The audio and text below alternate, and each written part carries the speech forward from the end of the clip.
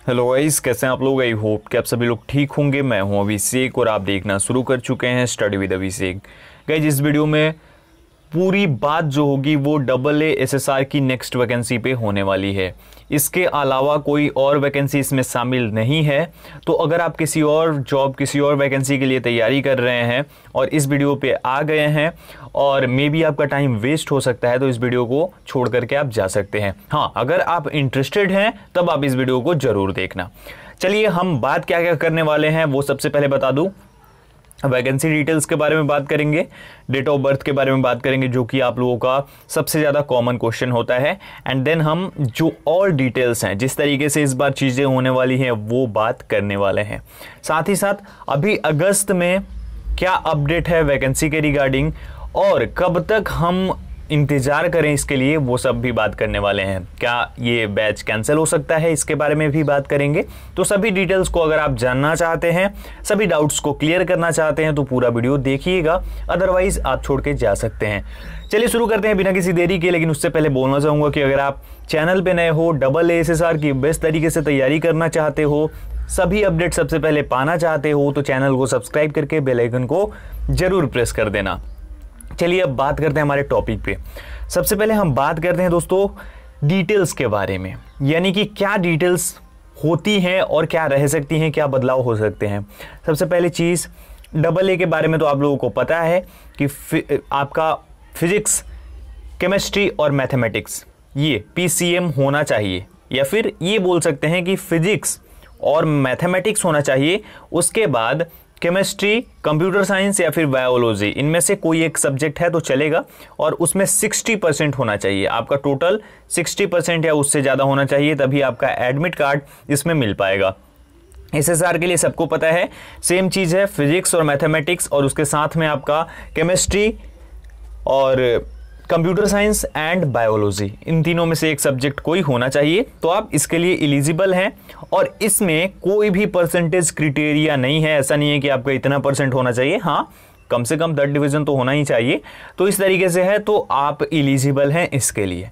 दोनों के लिए एज लिमिट तो मैं पहले भी कई बार बता चुका हूँ पहले की वीडियोज़ में, 17 to 20 ईयर्स, 17 से 20 साल आपकी उम्र होनी चाहिए at the date of joining, जिस डेट में आप ज्वाइन करने वाले हैं। यानी कि जो अब की बार की इनटेक होगी वो क्या होगी, वो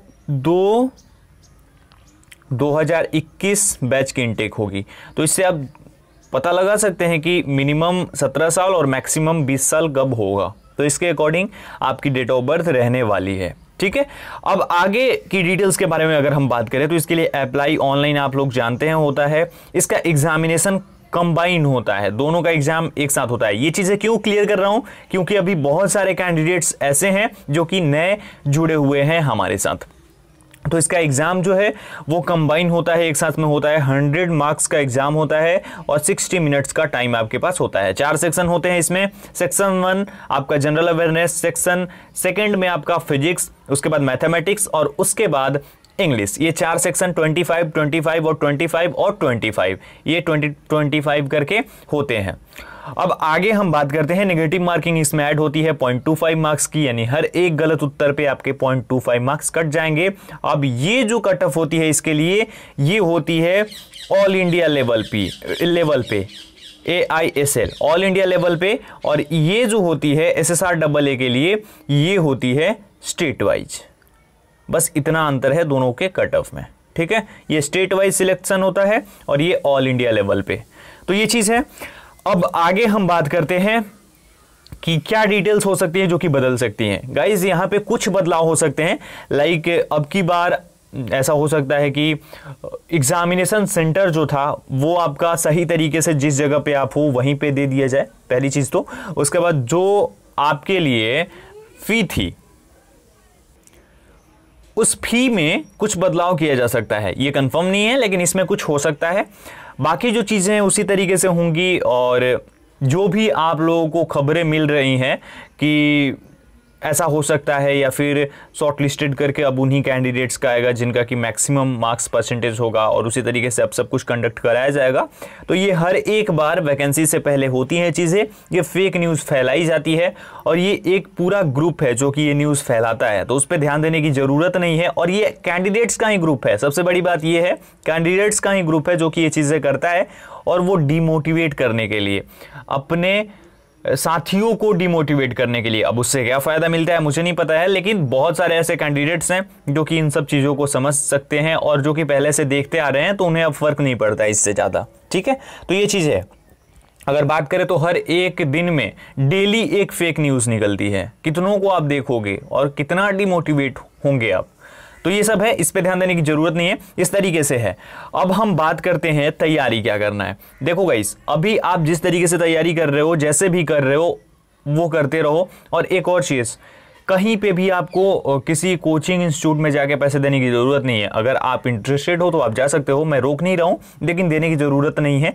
आप ऑनलाइन स्टडी के माध्यम से बहुत ही कम पैसे में, या फिर ये बोलो कि पैसा नहीं भी दोगे तो कोई दिक्कत नहीं है, लेकिन अगर आपको कोई कोर्स लेना है तो आपको पैसा देना पड़ेगा, और बहुत ही कम देना पड़ता है। जहां आप 10-10 हज़ार रुपये दे देते हो 45 डेज़ की कोर्स के लिए, वहां पे आपको 500 रुपये देना है, तो क्या बड़ी बात है, नहीं है ना।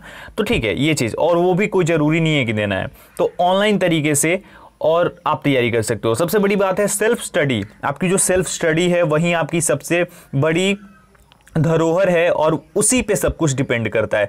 आप कितना भी इधर उधर पढ़ लो, लेकिन जब तक आप सेल्फ स्टडी नहीं करोगे तब तक कुछ नहीं हो सकता है। तो सेल्फ स्टडी बहुत ज़रूरी है, और अपने अंदर मोटिवेशन लाओ। और ये समझ लो कि वैकेंसी अगर डिले होती है तो इसमें कोई दिक्कत नहीं है। आपका एग्जामिनेशन भी डिले होगा और उस तरीके से होगा तो क्या दिक्कत है, इसमें तो कोई दिक्कत नहीं है। आपको तो तैयारी करनी है, आपका अगर चांस मिलेगा तो। अब अगर बात करें वैकेंसी डिटेल्स के बारे में, तो वैकेंसी डिटेल्स समझ लो आप।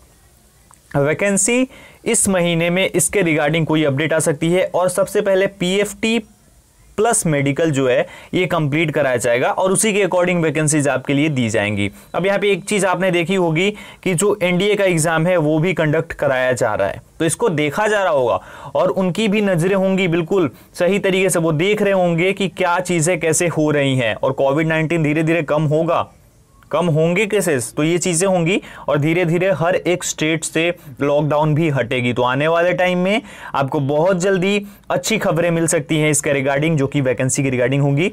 और सिंपल सी बात है, जो इनटेक है या फिर जो बैच है, इसको कैंसिल करना ना बहुत मुश्किल होता है मेरे भाई, बहुत मुश्किल होता है। क्योंकि जो कैंडिडेट्स हैं जो कि आस लगाए बैठे हैं कि वैकेंसी आएगी, जिनकी डेट ऑफ बर्थ में लास्ट डेट है, यानी लास्ट टाइम वो एग्ज़ाम दे पाएंगे, उन लोगों के लिए बहुत महत्वपूर्ण होता है ना ये लाइफ की बात है। ठीक है, तो ये चीज़ हो सकता है उनसे उनका चांस नहीं खींचा जाएगा या फिर नहीं छीना जाएगा। ये ऐसे हो सकती हैं चीज़ें, और यही होगा ये आने वाले टाइम में आप देख लेंगे। अभी भी अगर हम बात करें नेक्स्ट वैकेंसी के लिए, तो ज्वाइनिंग कब होगी? अगर हम AA और SSR की बात करें तो फरवरी 2021 में। अब हम एक चीज़ मान लेते हैं कि मान लो सितंबर में आपका नोटिफिकेशन रिलीज़ हुआ, सितंबर के 2nd वीक, 3rd वीक या फिर 4th वीक में, ठीक है, रिलीज़ हुआ। अब सभी प्रक्रियाएं हुई, ऑनलाइन फॉर्म आपने किया, ऑनलाइन अप्लाई कर दिया। उसके बाद मान लो आपका एग्ज़ाम नवंबर में कंडक्ट कराया गया, नवंबर के 1st या 2nd वीक में, जी हाँ 2 महीने का टाइम मिलेगा आपको, तो करवाया गया। अब नवंबर में आपने एग्ज़ाम दे दिया, उसके कुछ टाइम बाद मान लो कि दिसंबर में आपका रिजल्ट आ गया, दिसंबर में ही आपका फिजिकल कंडक्ट करा लिया गया, फिजिकल और मेडिकल जो भी चीज़ें, जनवरी तक सभी चीज़ें हो गई। तो उसके बाद ज्वाइनिंग कराने में कहाँ पे दिक्कत होगी? नहीं होगी ना। तो आप देखो ये सब चीज़ें, आपके पास बहुत टाइम है यार, तो बस तैयारी करो, उस पर मेन फोकस रखो अपना।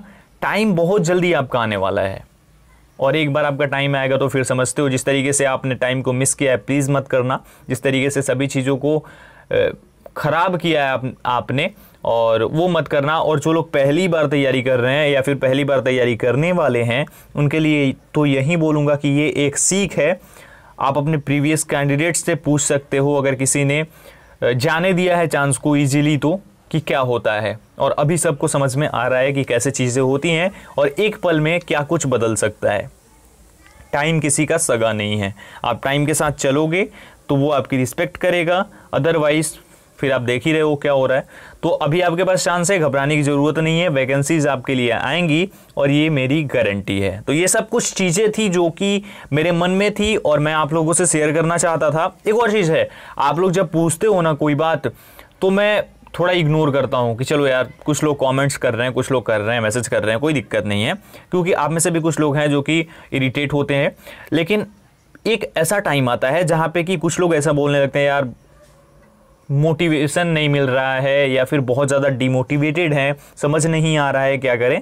तो उस टाइम पे ये वीडियोस ज़रूरी होती हैं और इसमें जो डिटेल्स हैं वो देनी बहुत ही ज़्यादा ज़रूरी होती हैं। ठीक है, तो ये चीज़ें थी, ये डिटेल्स थी, मैंने आप लोगों से शेयर कर दी। आपको अच्छे से तैयारी करना है, ओवर कॉन्फिडेंस नहीं लाना है अपने अंदर और डिमोटिवेशन भी नहीं लाना है अपने अंदर। बीच का जो रास्ता है उसमें चलना है हमें। इस वीडियो में यही बताना था। वीडियो अगर आपको अच्छी लगी हो तो वीडियो को लाइक कर देना, शेयर करना अपने दोस्तों के साथ और चैनल पर नए हो तो चैनल को सब्सक्राइब जरूर कर लेना। Thank you so much guys.